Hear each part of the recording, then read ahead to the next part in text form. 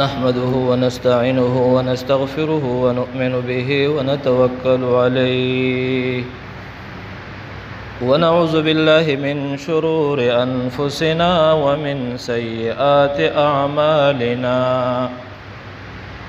من يهده الله فلا مضل له ومن يضلله فلا هادي له ونشهد أن لا إله إلا الله وحده لا شريك له ونشهد أن محمدًا عبده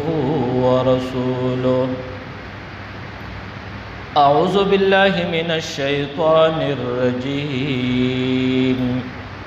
بسم الله الرحمن الرحيم يا أيها الذين آمنوا ادخلوا في السلم كافة ولا تتبعوا خطوات الشيطان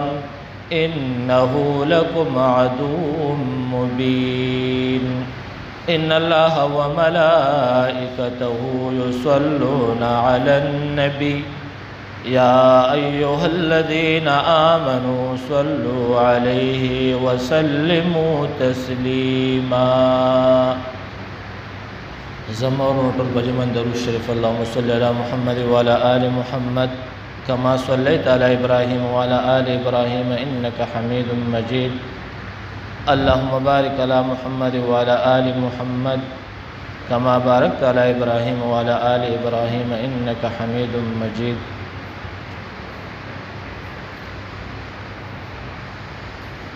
پرون پمونگو تاسو باندې جشن آزادی پاکستان ریاست پاکستان 13 شوا 14 اگست نن 15 اگست 8 مہینہ 2025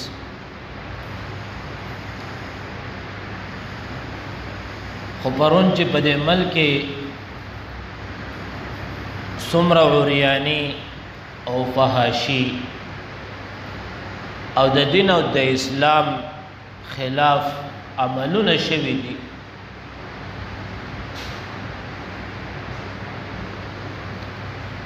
او کدا دغه شان دي دا مسائل دغه شان دي روان وي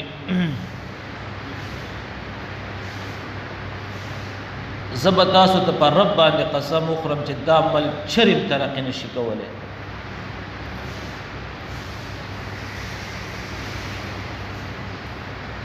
خو تاسو ته ما د رسول الله صلی الله علیه وسلم د غزواتو یو څو واقعات راوړي دي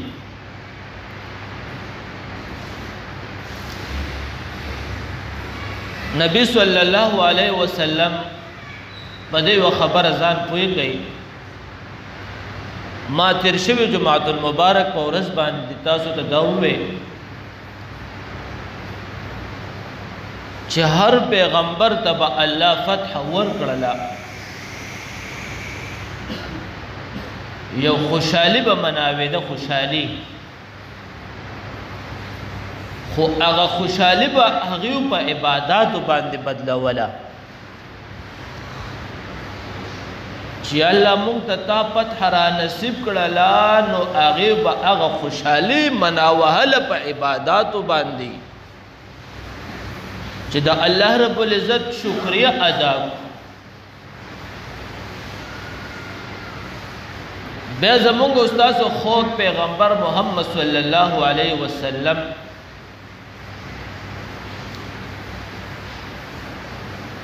چې کله به د غزواتو نه واپس شو فتح به اکثر رسول الله صلی الله علیه وسلم ته ډیره فتح ملو شوې ده اکثر نو چې کله به د غزواتو نه واپس شو نو ډایرک په مسجد نبوي ته سره د صحابه سره د مجاهدینو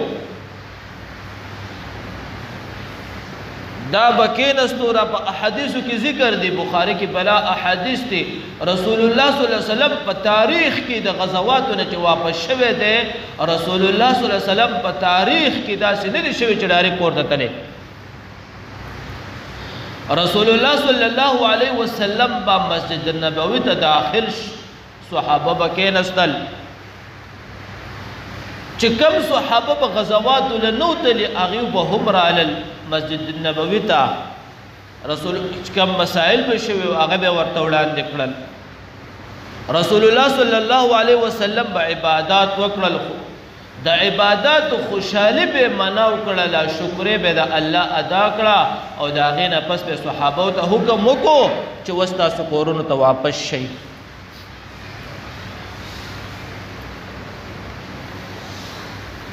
اولنې غزوه جنگ بدر غزوه وه صحابه په ډېر کم تعداد سره 314 صحابه او د کفارو تعداد ډېر کافي تعداد او اولنې غزوه چې رسول الله صلی الله علیه وسلم د بدر غزوه کفارو ته الله شکست ورکړ په مدینه کې یو داسې یو تاریخي خوشحالي مناوېدله صحابه ډېر زیات خوشحاله دي مدینه والا خوشحاله دي او ناشنا خوشحالي مناوهي خدا خوشحالي په ډمتوب نه مناوهي دا خوشحالي په سونګار او په دې شزونو نه مناوهي رسول الله صلی الله علیه وسلم مدینه ته لاړ مسجد النبوي ته او صحابه کېناستل او د الله رب العزت شکریه ادا کړو عبادات یې وکړل چې موږ له الله یو عظیم الشان فتح را نصیب کړه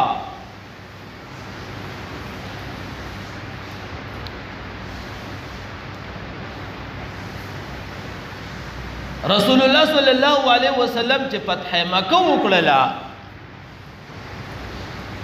دا کم بیت الله شریف چې دی موجوده دغه بیت الله شریف کې رسول الله صلی الله علیه وسلم طوافونه او عمرې وکړې د خوشحالۍ چې فتح مکه وشوله او د هغې نه بس چې کله غزوه حنین او طائف فتح شو رسول الله صلی الله علیه وسلم واپس مسجد بیت الله شریف ته رالو او په بیت الله شریف کې عمره وکړله او عبادات یې وکړل د هغې نه پس مدینې ته تشریف کړو مدینې ته لاړل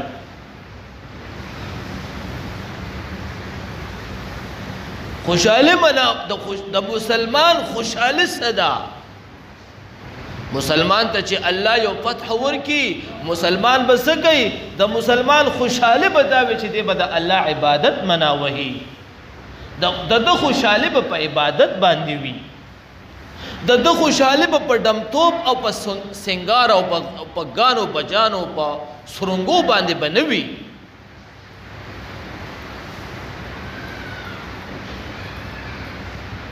راځئ نن د بر صغیر او د پاکستان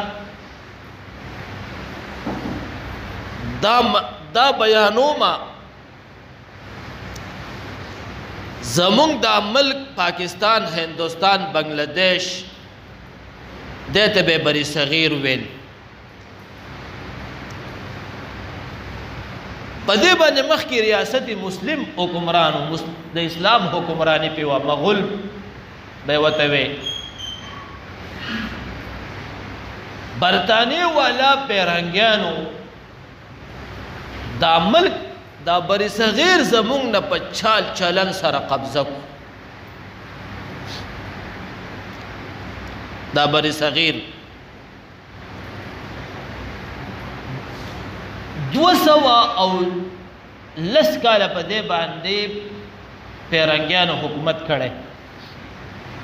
210 کاله دا ټول د پیرنګیانو په قبضه کې وو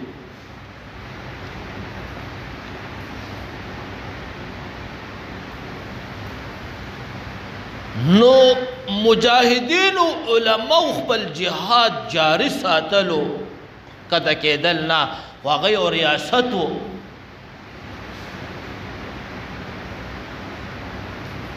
مقابله ګرانه وه خو د مجاهدینو سره د الله امداد و. تاسو په دې سکول په کتابونو کې استاد سید احمد شهید رحمت الله علیه، مولانا عبدالعزیز شاه عبدالعزیز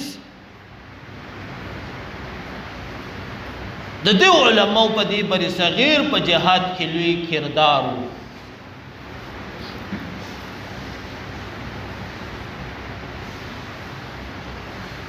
د پیرنګیانو د بر صغیر مسلمانان چې څومره په بر صغیر کې کو هندو که سکو که مسلمانو دا یې عقلا خپل غلام جوړ کړی و.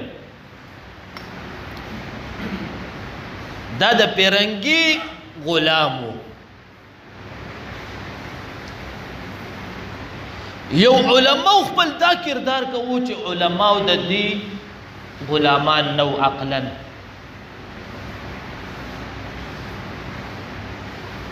علماء د دې سره مقابله کوله د ریاست د بر صغیر د پیرنګي سره.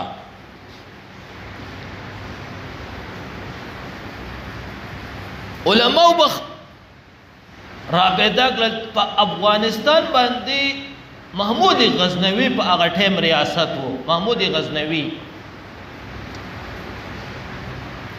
د علماء په د محمود غزنوی نه امداد غوښتو بعضې وخت کې. محمود غزنوی په د دې سره ډېر مدد کوو.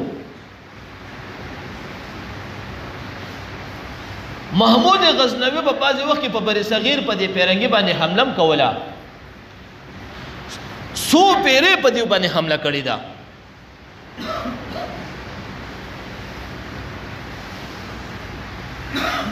د علماء جهاد جاری ساتلو. خلاصه د بیانو مدا دا یو لوی فهرست بیان دی. دا څه د ګنټو نه دی، دا د ورځو خبرې دي.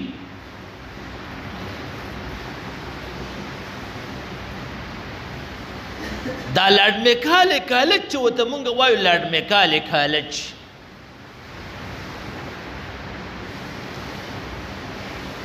دا چې کله پیرنګیانو تیار کو دې کې یو ډاکټر هغه دا اعلان وکړو وایي په شکل او په صورت به هندوستاني وي، بر صغیرې به وي او عقل او دماغ سے دا به پیرنګی وي. علماء دیوبند حضراتو ورته مدرسه د دیوبند را پیدا کړه. دیو د دې هرې خبرې به جواب کوو. وی مونږ یو داسې مدرسه قائم کړه چې په شکل او صورت به هندوستاني وي، بر صغیرې به وي، خو عقل او دماغ به اسلامي انشاءالله. د خبرو جوابم شروع، جهادم شروع. خو د پیرنګیانو خپل یو اصول دی، پیرنګی په ستا په تبلیغ او ستا په مدرسه پابندي نه لګوي. اوس هم چې تاسو برطانیې او امریکې ته لاړ شئ په مذهبي باندې پابنده نشته، په مذهب پابندي نشته. دا د پیرنګي په فلسفه کې دا خبره د هغوی په ریاست چې په مذهب په پابندي نه لګي، او کله چې هغوی په مذهب پابندي لګي نو یو لوی پروسس ورته راتاویږي.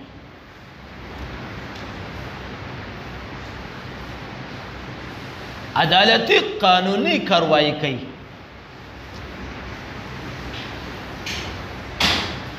نو کوم وخت کې چې دی علماء د په بر صغیر باندې د جهاد کوشش شروع کو،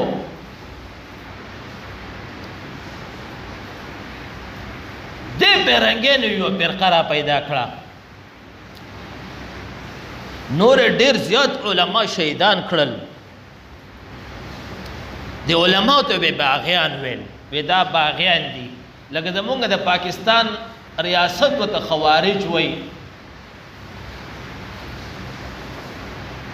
کله ورته د خوارج نیم کېدي کله ورته سو کله ورته سا دغه شانتي په بر صغیر ریاست په هغه ټیم باندې علماو ته باغیان ویل وی دا باغیان دي ملکه وکټوریا د بچاهتو او د پیرنګانو د پاره یو ډیره دانشور او عقلمنه ښځه وه د یو فرقه را جوړه کړه او په دې مجاهدینو باندې یو کتاب ولیکو چې ملکه وکټوریا الله مونږ له یو سلطنت عظما را کړې ده و چې د دې خلاف څوک جنگ کوي و دا باغی دی د دې قتلول واجب القتل دی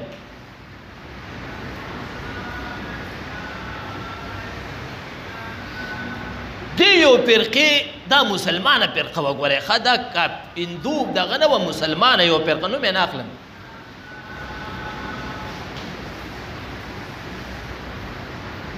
زمونږ د بری صغیر چې پیرنګیانو نه وو نو ګورئ د هغې دپاره دو مسلمانانو چې د هغې دپاره رهبري کوله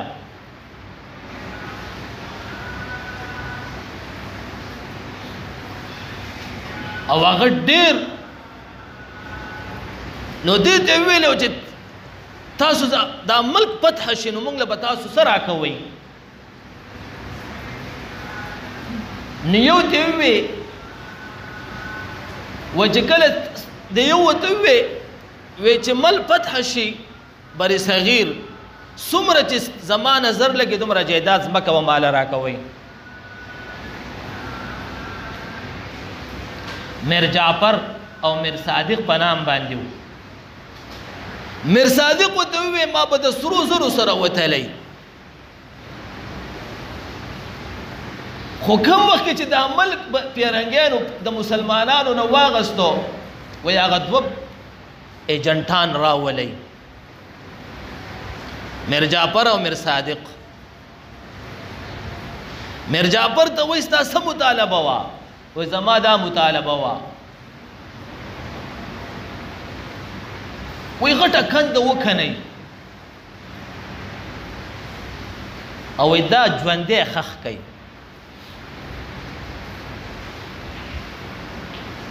وی دا ژوندی خښ کوي وی ځکه دې د خپل مسلمان ورور سره غداري وکړه نو ما ورته اوسه صحیح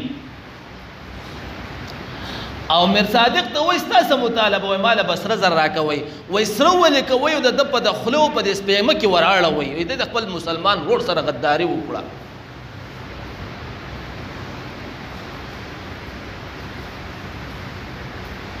نو دغه شانتې یو دا ملکه وکټوریا په سلطنت کې یو فرقې کتاب ولیکو د دې علماو خلاف عدالت ته پیش کو عدالت قانوني کروایا د دې پاکستان د دې خاوري دې برنګیانو د جماعت نه مولا اوچت کو دیندار سړی اوچت کو او 1,10,000 علما د په دې بری صغیر کې ټول شهیدان کو خو پر د دې کہانی ډیره زیاته لاول وته دی وای د جهاد دا نوم ختم کړي خیر یو 15 منټ ټایم بدن نه اخلم وای د جهاد دا نوم ختم کړي تاسو څومره مرعات غواړئ موږ دل درکو دی وته نه چې په دې ونه شوله به ولا خزي راوستي او د خزو سره وځ بدکاري وکړله چې دیونه به دې شاته شي چې په دې ونه شوله نو به ولا خزو بچی راوستلو مخې ته ولا حلال کړل علما د دې خاورې دپاره چې څومره قرباني ورکړې ده خپل اهل خپل بچي اخره کې ول دغه قانون چې کله را پاس کو نو په دغه 1,10,000 علما د ټول شهیدان کړل د دې خاورې دپاره په چوکونو کې دا 7 ورځې دا ځلوندو داسې یو چوک نه و چې په دې کې به عالم ځلوند نه و دا یې پانسې کړي وو د دې خاورې دپاره چې څومره قرباني ورکړی شوې ده تاسو تاریخ چې موږ راوچت کو نو په یو ملک هم دومره قرباني نه ده ورکړی شوي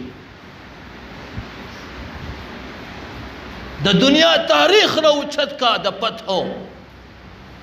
که یو ملک پیرنګي قبضه کړی دی که یو ملک هندو قبضه کړی دی که یو ملک مسلمان قبضه کړی دی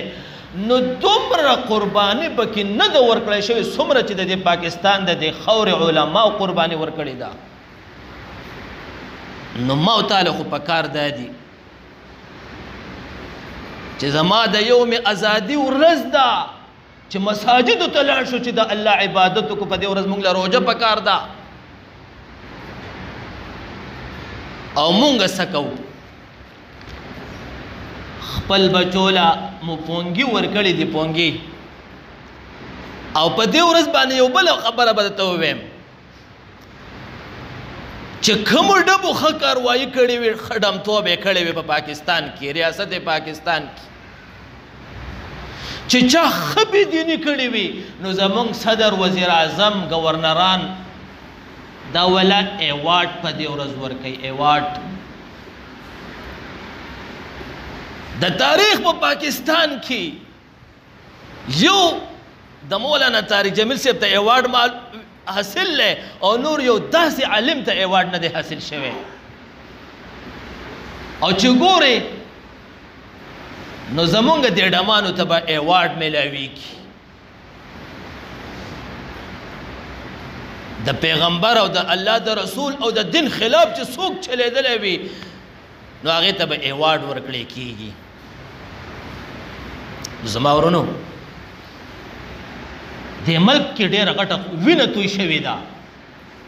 دې ملک کې ډېره غټه قرباني ورکړی شوې ده دا په پونګو باندې نه دی آزاد شوی چې بچي بچي له ته پونګې ورکړي په کوڅو کې ګرځي او خلک یې چې کوم د ذهني ډپریشن کړي دي او دا اخرانه خبره د تکوم بیان ختموم ټیم ختم دی قسم دی پرون مې هغه خلک ولیدل مونږ ول الحمدلله سپاره ورکو ارسه ولا مونږ ورکو دینی کتاب چې دا د سړی زامن جوړ شي خو یو کسر لرالو بچی را سره په سبق کې داخله ولو ما ودل سبق په وته زخمه خو سپاره خو بوله تر وړې کنه نو مال په جواب کې وای چې ولې تاسو نور کې مې نه سپاره خو د بازار نه راوړې خو ستا کار دی وای جما سره جب کې خرچه نشتا خیر قاری صاحب دا سپاره ولې تر وړه زما تعالی پیسې درکمه بس صحیح ده چې ستا بچی الله کامیاب کی قسم بالله راته ویم چې 300 روپۍ مې ولا ورکړې الګ ته ما ورشي سپاره ولا راوړه درې کسان راسه داخله ول ام دا هغه د بچو سره مې پرون پونګارې د 600 روپو پونګارې وګټه او هغه پیسې له مال نه دی راکړي او د هغه د بچی سره د 800 روپو پونګارې ورسره د نو زما ویل چې کاش چې د خپل بچی له سپاره د الله او د الله د رسول سپاره نشي اغسته او 500 روپۍ ول د پونګارې اغسته شي نو دا مونږ او تاسو به ډېره خاورې ترقي وکړو که دا صورتحال زما د پر رب قسمي چې نه تاسو ترقي کولی شي نه د پاکستان کولی شي نه چې کوم د پښتون قوم کولی شي دا به همیشه دقه شانتې ذلیل وي ځکه موږ سره معلومات نشته موږ سره اسلام نشته